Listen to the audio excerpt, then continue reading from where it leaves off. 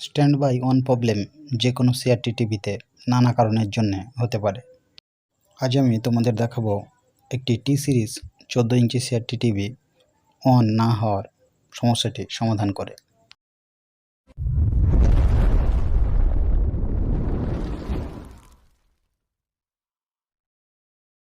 নমস্কার বন্ধুরা, take B2 চ্যানেলের আরেকটি নতুন ভিডিওতে আপনাদেরকে স্বাগত জানাই। আশা করি আপনারা সুস্থ আছেন। যে কোনো সিআরটি টিভি অন না হওয়ার সমস্যাটিকে আমরা দুটি ভাগে ভাগ করে নিতে পারি। এক, মেন পিসিবির চপার আউটপুটের সমস্ত ভোল্টেজগুলি ঠিক থাকার সত্ত্বেও টিভিটি অন হচ্ছে না। অথবা দুই, এসএমপিএসের আউটপুটের বিভিন্ন ভোল্টেজগুলি একেবারে আউটপুট হচ্ছে না, বা হলেও সেগুলো কম আউটপুট হচ্ছে যতটা থাকার দরকার তার তুলনায়। এই টি সিরিজ 14 ইঞ্চি সিআরটি টিভিতে লাইন দেওয়ার পর আমরা দেখতে পাচ্ছি এখানে মেন ইন্ডিকেটরটি একেবারেই জ্বলছে না। এখন হতে পারে এই টিভিটিতে মেন আউটপুটের ভোল্টেজগুলি একেবারেই নেই, বা আউটপুটে কোনো শর্ট হয়ে আছে। এখন টিভিটিকে খুলে ফেলব। এখন টিভিটি খোলার পর দেখতে পাচ্ছি এর মেন বোর্ডটি খুবই ছোট্ট সাইজের একটি বোর্ড, এবং অন্যান্য টিভির মতো মেন পিসিবিতে একেবারে ডাস্ট জমে আছে। এখানে এই বোর্ডটি টিভিটির অরিজিনাল কিট নয়, এটি একটি চায়না কিট, এবং এটি ইনস্টল করা হয়েছিল 2015 সালে। এর গায়ে লেখা তারিখ থেকে আমরা দেখতে পাচ্ছি। যথারীতি মেন পিসিবির ডাস্টগুলি সাফ করার পর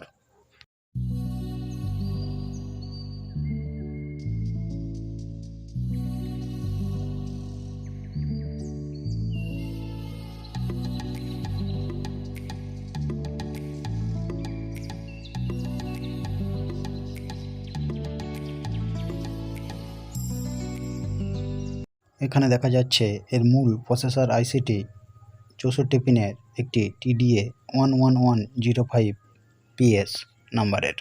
এটিও চায়না সিআরটি টিভি কিটের একটি কমন আইসি। এছাড়াও বেশ কিছু নামি দামি কোম্পানির এই আইসি ব্যবহার করতে দেখেছি তাদের কিটে। এখন আমরা বাইরে থেকে এই পিসিবির উপর নিচে ভালোভাবে পরীক্ষা করে দেখব এখানে কোনো পার্টস পুড়ে বা ফেটে আছে কি না।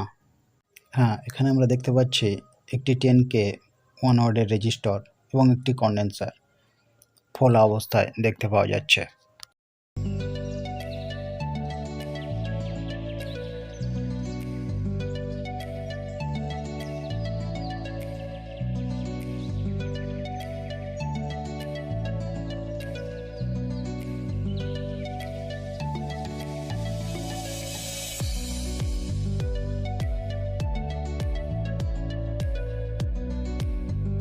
এবার পিসিবির ব্যাক সাইডে অর্থাৎ সোল্ডারিং সাইডে একটু পর্যবেক্ষণ করে দেখে নেব এখানে কোনো ট্র্যাক ওপেন হয়ে আছে কি না।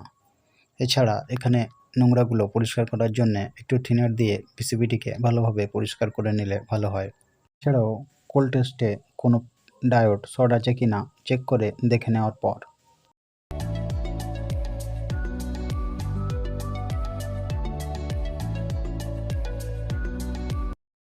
এখন মেন কিটে এসি ইনপুটে এসি ইন করে দেখে নেব এর বিভিন্ন ভোল্টেজগুলি যথাযথ আছে কি না।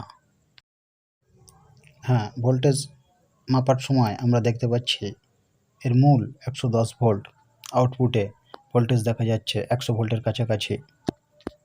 এখন এর ভার্টিক্যাল আইসি প্লাস মাইনাস সাপ্লাইটিকে একটু চেক করে দেখে নেব ঠিকঠাক আছে কি না। এখানে 14-15 থাকার কথা, সেখানে 10, 10.5, 11 ভোল্টের কাছাকাছি দেখতে পাওয়া যাচ্ছে এর ভার্টিক্যাল আইসি সাপ্লাই। এবার দেখব মেমোরি আইসির এবং 8.5 রেগুলেটর সেকশনের জন্য 10 ভোল্ট আউটপুটটিকে।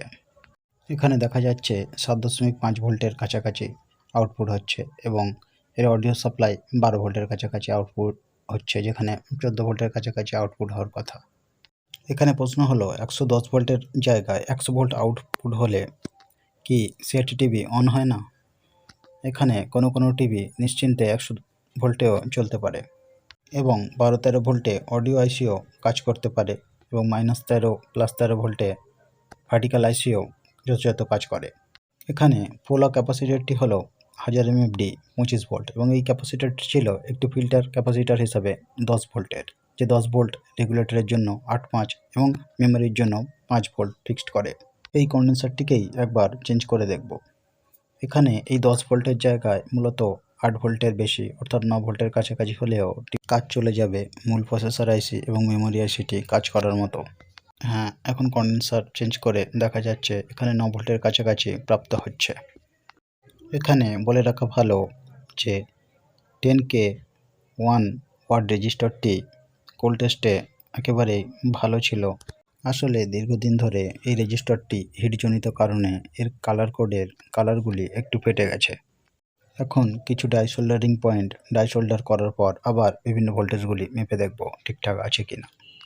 হ্যাঁ, এখন দেখা যাচ্ছে এখানে 110 ভোল্টের জায়গায় 107 ভোল্টের কাছাকাছি প্রাপ্ত হচ্ছে এবং ভার্টিক্যাল সাপ্লাই +14 ভোল্ট এবং -14 ভোল্ট ঠিক পাওয়া গেছে এবং এখানে মেমোরি সাপ্লাইয়ের জন্য বরাদ্দ 10 ভোল্টের কাছাকাছি দেখতে পাওয়া যাচ্ছে এবং এখানে 13 ভোল্টের কাছাকাছি দেখতে পাওয়া যাচ্ছে আমাদের অডিও সাপ্লাই। তার মানে আমাদের সাপ্লাইগুলো এখন বলতে গেলে সব ঠিকই আছে। দেখব ইএইচটি এখন হচ্ছে কিনা। হ্যাঁ, ইএইচটির আউটপুট ভোল্টেজটি আমরা চেক করে দেখতে পাচ্ছি এখানে 170 ভোল্টের কাছাকাছি দেখতে পাওয়া যাচ্ছে, মানে এইচটিও যথাযথভাবেই অন হয়েছে বলা চলে।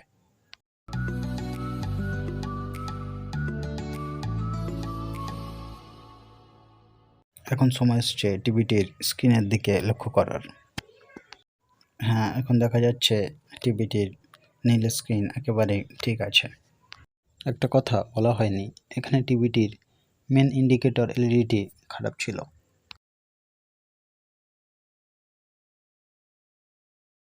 এখন পরিবর্তন করা ক্যাপাসিটরটিকে পিসিবির উপরের সাইড থেকে ঠিকঠাক মতো জায়গায় বসিয়ে নিয়েছি। এখন সময় এসছে ভিডিও সিগন্যাল ইন করে টিভিটিকে একবার ফাইনাল টেস্ট করার। এখানে দেখতেই পাচ্ছেন টেস্ট রেজাল্ট।